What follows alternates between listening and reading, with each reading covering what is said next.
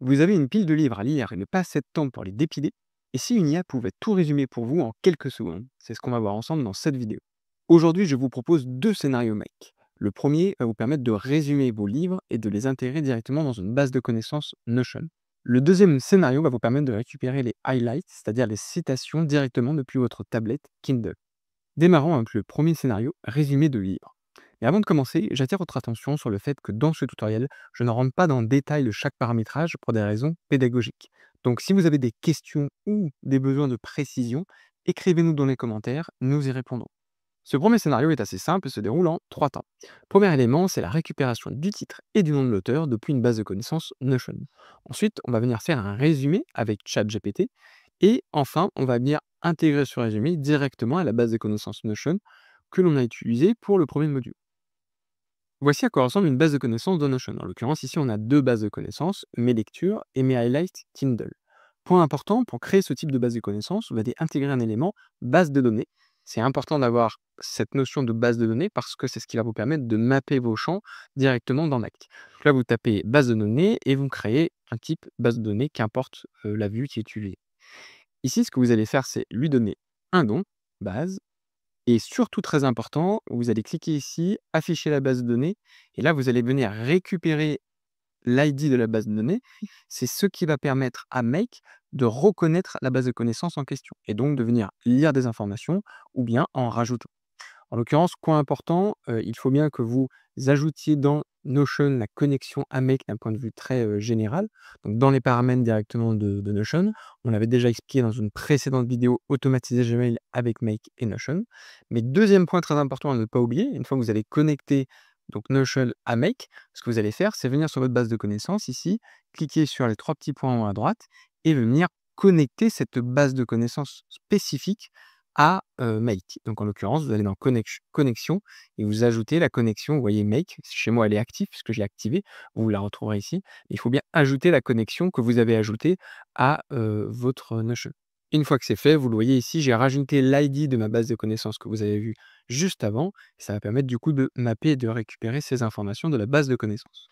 Deuxième module, c'est le résumé avec ChatGPT. Donc là, ce qu'on va faire, c'est venir connecter ChatGPT d'OpenAI, choisir le modèle, en l'occurrence ici j'ai choisi GPT-4 Mini, et ensuite rajouter un prompt pour lui indiquer ce qu'il doit faire. En l'occurrence, sa tâche ici, c'est de venir résumer le livre sur la base du titre et de nom de l'auteur qu'on est venu récupérer précédemment dans la base Notion.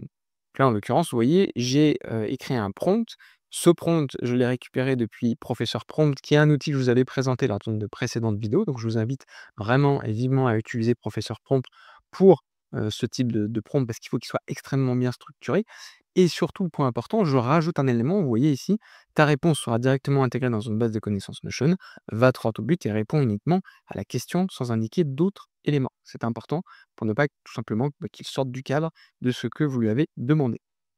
Dernier module, on va venir, vous voyez, récupérer le résultat de ChatGPT, c'est-à-dire le résumé du livre, pour l'intégrer à la même base de connaissances qu'on avait utilisée pour venir récupérer le nom de l'auteur et le titre de livre. C'est parti, on va pouvoir venir tester notre automatisation et pour ce faire, on va venir ici donc renseigner dans notre base de connaissances lecture le titre du livre, en l'occurrence ici Miracle Morning, ainsi que le nom de l'auteur, en l'occurrence Al Erol. Maintenant, ce que je vais faire, c'est retourner directement dans mon scénario, je vais le lancer et je vais le laisser se dérouler. On va le voir ici en live, ce qui se passe. Donc là, vous voyez, ça y est, il a renvoyé donc le résumé de mon livre en 3 sections, ce que je lui avais demandé donc dans mon prompt. On va l'ouvrir. Donc le résumé de Miracle Morning, les enseignements, 3 enseignements clés, ça c'est important, hein, que les différents enseignements que vous pouvez tirer, d'un livre et puis enfin les actions donc, à réaliser suite à la lecture de ce livre. Vous voyez ici, établir une routine matinale, pratiquer la méditation, écrire des affirmations positives et cetera. Ici, vous avez pu voir la simplicité avec laquelle on est venu créer un scénario en seulement 3 étapes et la puissance de ce type de cas d'usage qui, en l'occurrence, nous fait économiser énormément de temps et surtout nous construit une base de connaissances de différentes lectures qu'on a pu avoir et qu'on peut parfois oublier avec le temps. C'est toute la puissance de ce type d'outil. Je fais une courte pause dans la vidéo pour vous rappeler, si vous le souhaitez, de vous abonner à la chaîne et si la vidéo vous a plu ou si ce premier scénario vous a plu, de mettre un like. Ça soutient le travail que nous réalisons au quotidien. Passons au deuxième scénario qui va nous permettre de récupérer les highlights de notre Kindle. Ce scénario se découpe en 3 temps. Premier temps, c'est la récupération de l'information depuis un email envoyé sur ma boîte mail. Donc là, ce que vous allez faire dans un premier temps, c'est venir paramétrer l'API Google que j'ai déjà expliqué dans la vidéo automatiser Gmail avec Make et Notion. Donc là, je vous invite à venir la regarder.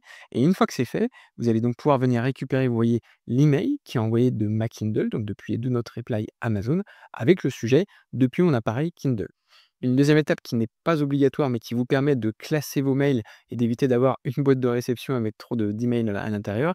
Donc là, en l'occurrence, vous voyez, je suis venu classer donc dans base de connaissances, dans un dossier base de connaissances, l'email envoyé par ma Kindle. Deuxième temps, c'est la partie ChatGPT. Donc là, en l'occurrence, on va venir utiliser la puissance de ChatGPT pour venir analyser le mail et récupérer les informations qui nous intéressent. En l'occurrence, dans le premier module, on vient récupérer le titre du livre. Dans le deuxième, c'est le nom de l'auteur. Le troisième, c'est le résumé. Et le dernier, enfin, c'est le highlight qu'on va venir intégrer directement dans notre base de connaissances. Je fais juste un focus sur l'auteur qu'on a venu récupérer depuis le mail. Vous le voyez ici dans le prompt qu'on met à ChatGPT, on lui renseigne bien et on lui détaille bien que dans le mail, on veut qu'il identifie l'auteur. On lui donne pas mal d'instructions pour éviter qu'il hallucine et surtout, on lui donne un exemple. Vous voyez, c'est important d'avoir un prompt qui soit très carré pour que ChatGPT ne vous renvoie pas des informations incohérentes.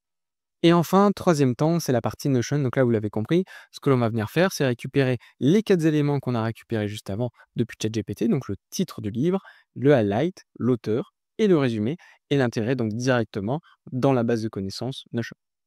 Ça y est, on va pouvoir venir tester notre automatisation des highlights. D'ailleurs, je me demande souvent si je suis seul à utiliser une Kindle.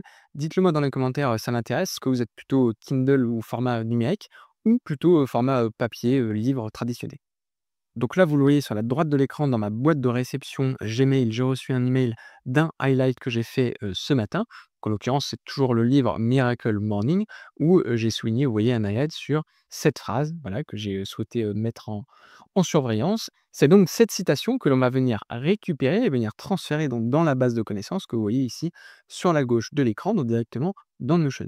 Donc, ce que je vais faire, c'est venir lancer le scénario et on va voir directement en live ce qui se passe dans la boîte mail Gmail à droite, ainsi que dans la base de connaissances Notion à gauche. Donc là, vous l'avez vu, il est venu rajouter une ligne ici directement dans la base de connaissances, donc dans la bonne catégorie, parce qu'en l'occurrence, c'est bien la catégorie du livre The Miracle Morning où j'avais déjà des citations qu'il l'a enregistrées. Il est venu, vous voyez ici, remettre la bonne citation, c'est bien celle qu'on avait vue dans le mail, Personally, I believe that the greatest gift, etc. Donc c'est bien ce qu'on avait vu.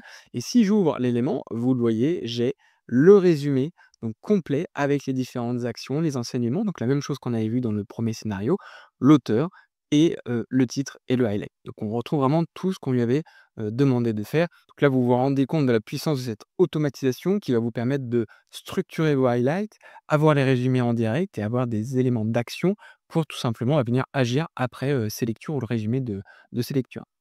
Et donc là, vous voyez sur la base de l'écran, il est venu classer dans base de connaissances. Il l'a toujours gardé dans la boîte de réception parce qu'on ne lui a pas demandé de l'enlever. En l'occurrence, ici, il lui a mis un libellé uniquement base de connaissances. Et donc, vous voyez ici la puissance de l'automatisation de mail quand on met 2 systèmes en parallèle et qu'on se rend compte de ce qu'il est capable de faire ici en un claquement de doigts. C'est voilà, c'est assez bluffant, assez intéressant également pour, tout simplement pour ce cas d'usage-là. Merci d'avoir regardé cette vidéo. Pour soutenir notre travail et si elle vous a plu, je vous invite à nous le dire dans les commentaires et à mettre un like. N'hésitez pas à vous abonner et à activer les notifications pour ne pas louper le prochain tutoriel. Je vous dis à la semaine prochaine pour une nouvelle vidéo.